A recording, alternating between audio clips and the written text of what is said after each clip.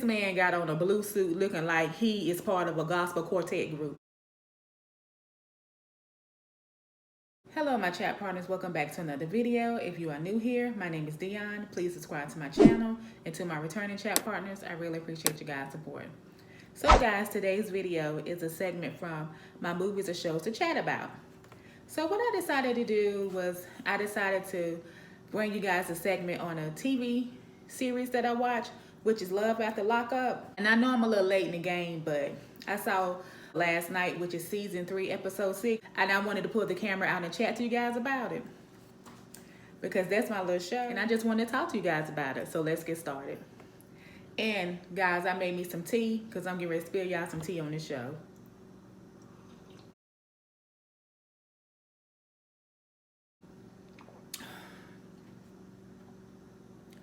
Yes, this is lemon ginger tea, y'all, and I added some honey. And it's just something about that ginger that warms your throat because it's kind of spicy. Very soothing. All right, guys, so let's get started. Okay, guys, so Love After Lockup season 3, episode 6 starts off with Destiny and Shawn. So Destiny has been out of jail for 3 days, and her and Shawn take a flight to Las Vegas. As they fly to Las Vegas, they just talking, I guess, because it's like her first time flying or whatever. So, of course, when they get off the plane, they drive into the house. She see all the pretty lights and everything. It's nice. Yeah, it's nice. She gets to the house, and she see all this makeup and these clothes he got laid out for her. All she want to talk about is going out. And I'm sitting up here like, lady, this man that set up here and got a nice home for you, got you makeup and got some clothes, and all you want to talk about is going out. I'm like, can you just get settled in the house and just be happy with, you know, but what he's giving you? She ain't even taking in that, oh my God, this man that got this makeup for me. He not got this nice place for me to stay, somewhere nice that I can lay my head, something that's way different in prison. He not got me these nice clean clothes. She just want to go out. That's all she care about is going out. Okay, so when Destiny be talking about she want to go out, her and Shawn kind of have a little argument. And it's like one of those things where she don't understand that, hey, just take a chill pill for a minute. You know, you just got out. Let's get settled in the home. He's telling her, well, I invited my friends over. Maybe we can just hang out here with them at the house. No, she wants to go out to the club or bar or something, talking about drinking and everything. And he's keep telling her that, okay, so basically, Shawn really doesn't want Destiny to go out like that because he want to make sure she stay on the straight and narrow, because he don't want her to miss her court date, because if she miss her court date, then he got to pay $50,000. One of them things where I'm sitting up here like, sir, why won't you just tell this woman, listen, you can't go out tonight. We're going to stay in the house, chill, we're going to come up with a game plan, and then keep it moving. I can't just be like, okay, just let you run all over me when I set up here and sent you all this money while you was in jail.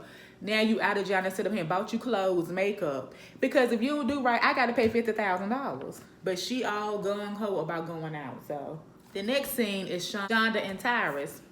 Y'all, it's not funny, but this man, he's waiting outside the jail in his car. This man got on a blue suit looking like he is part of a gospel quartet group, okay? He's sitting up in their car just waiting for her or whatever, and it was like maybe 45 minutes or so had passed, and he was like, he don't know what's going on. You know, he hadn't heard nothing from her. She ain't got released yet. Getting a phone call, and it was her, and she was telling him that she was actually at the bus station. What he does is he drives to the area that she's at, and they only have like maybe 3 hours left before the bus leaves for her to get to the halfway house. He arrived to the bus station where she is. He sees her. He has flowers with him, which is a nice gesture, and he has like this suitcase he wrote. So they hug and they kiss and everything, and they seem like they was really happy to see each other. He gave her the flowers, and he was telling her, okay, go in there and you change clothes. So she goes in and change clothes, and she had on like some jeans and this little jacket, you know, shirt and this little jacket he got her, and she looked nice. And I ain't trying to be funny, y'all, but it was funny because when she came from out the bathroom after she was changing clothes, he was telling, you look good, you look good. And it was like 3 people sitting on the bench.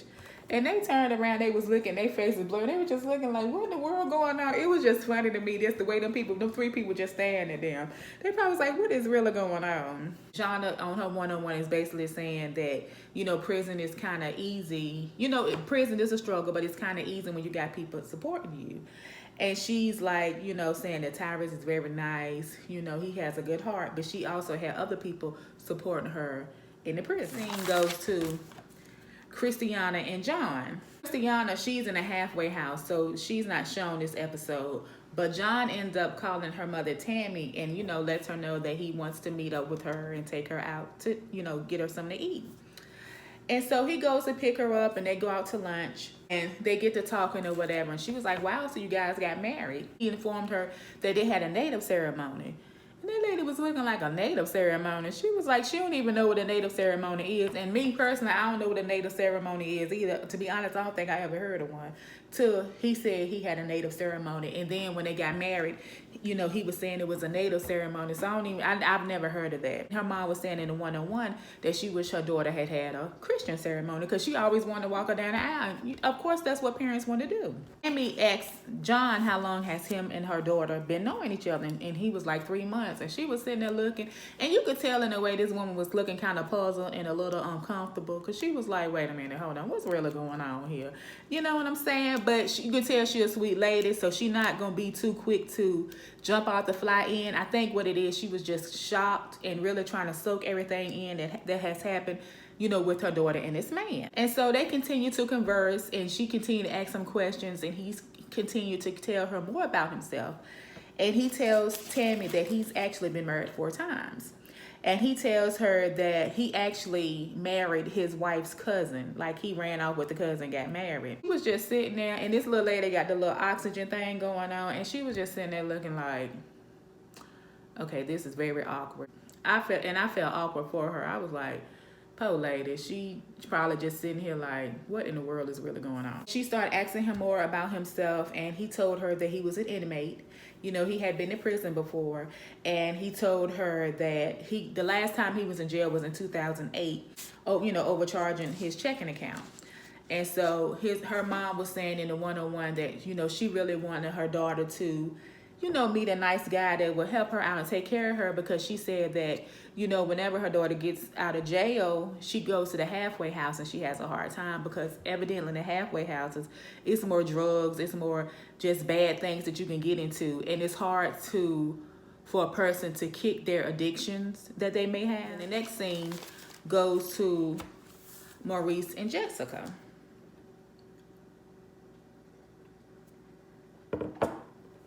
So Maurice and Jessica go out and get something to eat.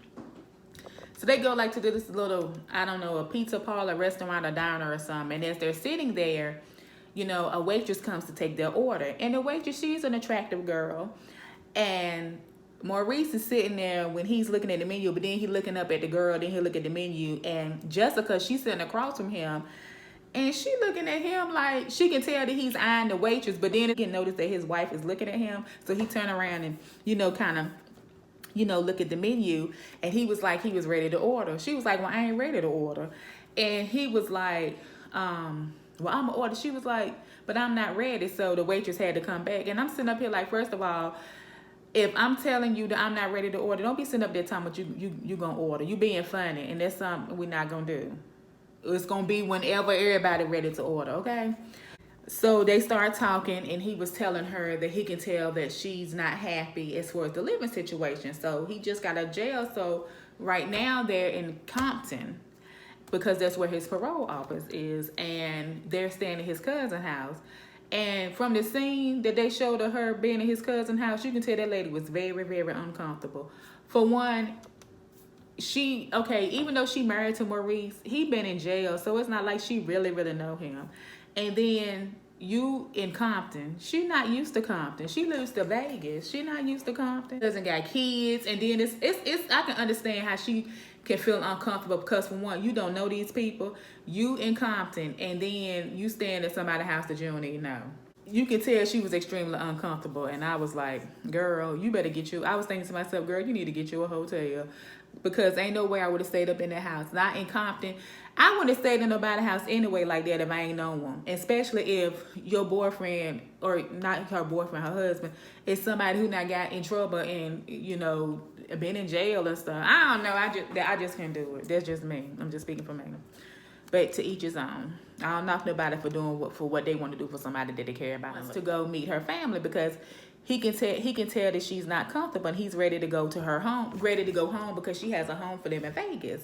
But the thing about it is he can't violate his parole because he already has 2 strikes against him.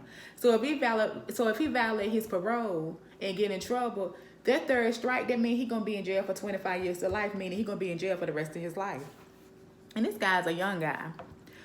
And she's telling him, well, why can't we talk to the supervisor? He's looking at her like, supervisor? He said, we can't talk to no supervisor. She be like, well, why can't we talk to the supervisor? He said, because you can't. He said, it's just like you working at a job. You like, let me talk. I don't know. I think she think that he can talk to his parolee supervisor to see if he can go to Vegas. He already tried to see if he can go. They told him no. So it's like, what else can you do? He basically telling her that he wants them to go to Vegas. And he's like, you either with me or against me. But the thing that I get from Maurice is that he's young.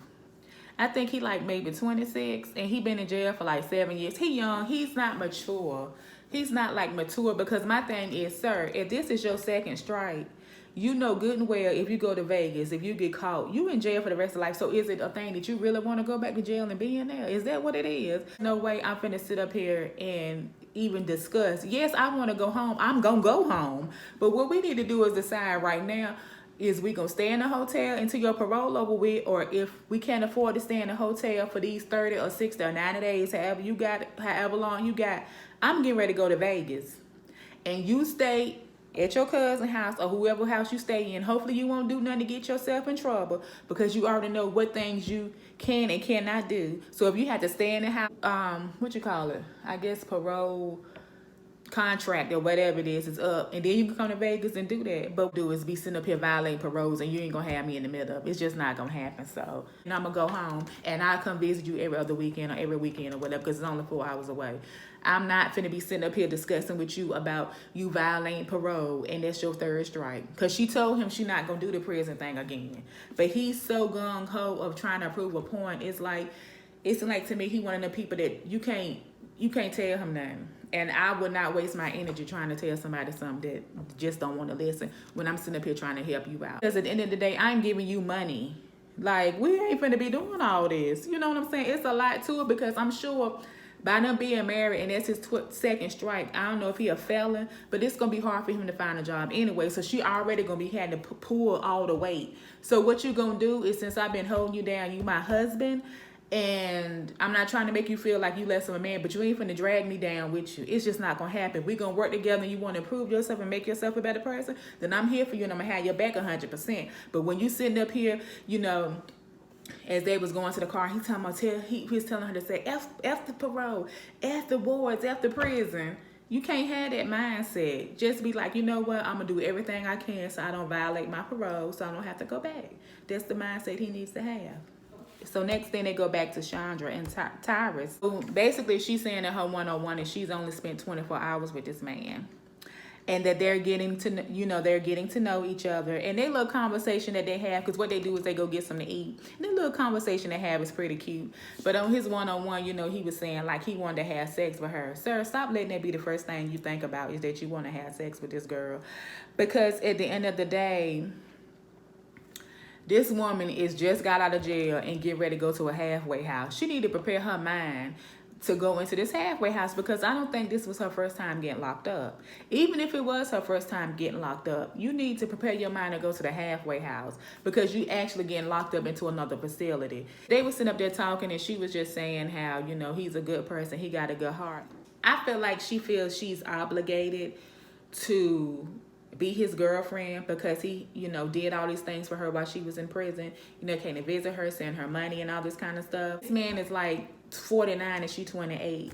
And she has said that in her 101 that she has talked to several people and have gotten money from several people. So he's not the only one. But this man is so gung-ho. It's like when this man look at this woman, his face light up. You know, he's extremely, you can tell he's really into her. But you can tell that she like him because he's nice. But it's not one of them things where she like him for him like he like her for her. Like I said, they have their little dinner and they talking about her going to the halfway house, and he's telling her some positive things and stuff. And to me, what I get from Chandra, out of everybody that's done a 101, I get that she looked the cleanest. I could be wrong, but that's just what I get from her. I feel like she's gonna try to do right, or try to be halfway decent with it. Hopefully she will until she get into the halfway house. Hopefully she'll get herself together and stay together. Then it goes back to Destiny and Shawn. So he's in the kitchen getting stuff prepared, and his friend comes over, Hector and Veronica. And Veronica is Hector's wife. And, you know, they're just asking them questions, you know, just asking her, you know, different things, just trying to get to know her, because Hector and Shawn are really good friends, and he don't want to see his friend hurt. And of course, Shawn is all quiet and stuff. He ain't gonna say nothing. But Hector asking all these questions. So they all go out to like this bar or whatever, or a casino or something. And Hector is still talking to you know, Destiny, just asking her different questions, asking her, has she ever been with women? You know, this and time. She's talking about, no, I don't do, but actually she had, because she said in her one-on-one that she's been with women. One of those things where she like, you know, I'm gonna do what I want to do, you know, this and this and that, I don't care. And Shawn just sitting there. My thing that I get from Destiny, she is very ungrateful. She is all about herself. She's extremely selfish person. And Veronica was talking, basically Veronica was saying that she thinks that Destiny wants Shawn for his money and he would give it to her. And I'm sitting up here like, I don't mean no harm, but she is just so ungrateful. And just I don't care who don't like it. I don't care who don't like it. I'm going to do what I want to do. Okay, do what you want to do, but do what you want to do with your own money. How about that? You're not going to do what you want to do with mine. She said this time, I don't care who don't like it. And Shawn said to putting money in the machine she playing. I think he was looking like, what have I gotten myself into? Like, seriously, I know you want to be with somebody and you might feel like you done put all your money into this, but all I know, I can tell already that she gonna break Polo Shawn heart. And then we go to Kweilyn and Chevelle. So Kweilyn and Chevelle, the scene shows them like it's all these rose petals on the floor, and you can see her walking, and she get in the bed with him and they talking. And he was like, you know, he got released last night, and last night was like a great night for him because, you know, they had sex or whatever. He's like, y'all, we had sex one time. He's talking about, now I'm playing. We had sex, you know, numerous times. And so on her one-on-one, she talking about, yeah, we had sex like 3 times. She was basically like, this man just, she told him, she was like, I didn't think he was gonna last as long as you did. And she was like, basically he effed the life out of her. And she all giggling, smiling. So anyway, they take a trip, meet her mom and her daughter. When they get to her mom's house, you know, the little girl outside, he got the little girl, I think, a fish and a little stuffed animal or something, give it to the little girl or whatever. And she hugged him, talking about, what's that smell? What's that smell? And I'm sitting up here like, well, wait a minute, what was the smell? For her to say that, because they ignored her. They didn't say, oh, this smell was this. Her mama won't like, oh, hush, don't say that, you know, because sometimes little kids can be saying little stuff. You know, kids going to speak the truth and just say whatever, you know, just blurt out whatever they want to. And they won't like, no, oh, it's nothing. They was just ignoring her, which I don't think they should have did. I think they should have just said, oh, it's nothing. You know, I think they should have just said, oh, it's such and such. Oh, it's nothing for you to worry about or something. Not for, because she just kept saying, what's that smell? And I'm like, make it obvious and leave it like, folk, like, what is it? Was it smell of marijuana? Was it a, like, what was the smell? You know what I'm saying? I was, that part right there, I was like, you know, for them to just ignore her, I'm like,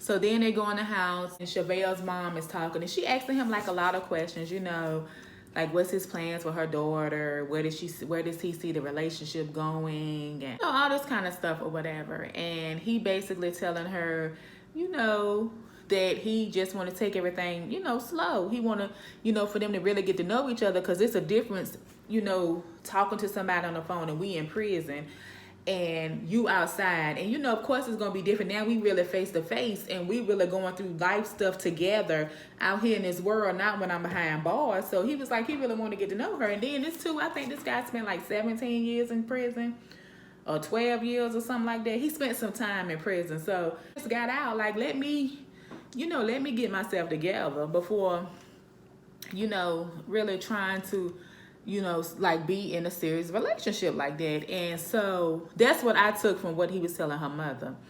And so her mom was like, well, you know, if such and such, you know, the little girl, talking about Chevelle's daughter, her heart gonna be broken. Don't never do that. People love to try to put kids off on people for somebody to stay with them. No, that's not how it works. That's just not how it works.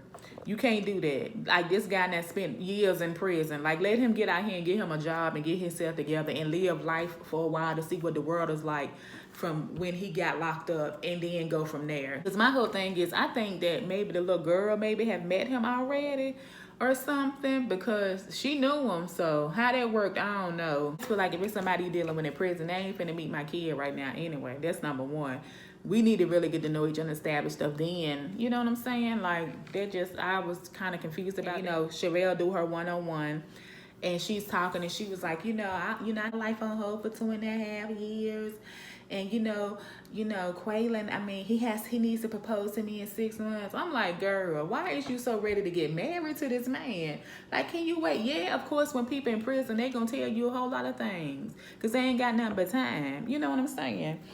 And it's like she just all want to be engaged, all want to be married, want him to be a family man, be a father and stuff. I'm like, if you really, to me, I feel like if you really care about this man and you love him the way you say you do, let him get himself together and then see what happens and just go from there. Stop trying to rush it and push it and tell me he got 6 months to be married. Because at the end of the day, that was your choice to put your life on hold or to do what you did while he was locked up.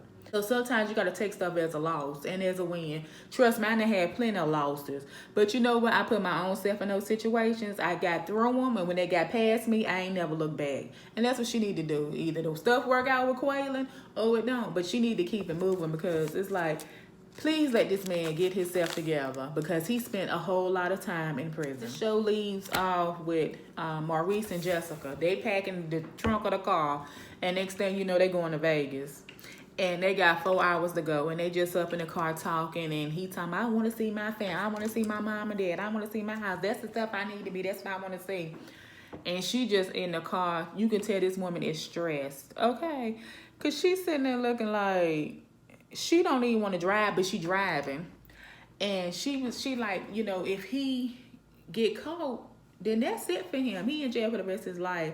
But he's so gung-ho, like, let's go. And she just driving. So they continue to drive. They continue to go back and forth about them going like an hour left for them to get to Vegas. And then she kind of like looking like, that go to exit right there. But then she like, I'm going to take this exit. I'm going to turn around. He was like, no, keep going. First of all, I'm not finna drive no 3 hours and know I'm going to turn around. I would have never got in the car and said we was going to Vegas either. She should have never did that. But I feel like it's where you can tell by looking at her when she have conversations with her husband and stuff that I feel like she might love him and stuff, but I feel like she really is second guessing her decision that she made. And like, what have I really gotten myself into? He don't want to listen. And it's like he don't care about getting in trouble. But that's why you was in jail twice before. Like, you need to care about yourself. You need to care about your life. He's a very handsome young guy. He's a very handsome young man. And he's very strong-willed. He's very strong-minded for what he stands for. And to be honest, I really feel like he can be a great asset out here to the world if he really put his mind and energy into being great, and instead of talking about F parole, F this and F that, because he said even though he's out of jail, he still feel like he locked up. Get your mind right, because he's young, and I feel like he has a whole lot to offer to the world. But it's one of them things that he needs to listen. He really needs to sit back and listen and evaluate what he need to do with his life. And that little lady, she need to stop enabling him, because she need to put her foot down. So yeah, guys, that concludes my movies and shows to chat about.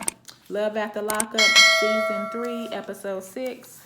I will be bringing you guys more, views about different shows that I watch and what I think of them. I really love Love After Lockup. I don't know, it's just good to me because it's just really good to see people from different aspects of life and where people come from, where people came from and stuff. These people build these relationships, and it's like, it makes you think, like, what is these people really missing that they're not getting from the world? I think it's one of them things where they grow an attachment to the people that's locked up, because those people, at least they know where they're at. So yeah, guys, I hope you guys enjoyed this video. Please leave a comment down below if you watch Love After Lockup. And like I said, I will be bringing more of these videos to you guys, okay? So always remember, you guys are great. And as always, take care, stay safe, and be blessed. Bye, guys. Bye.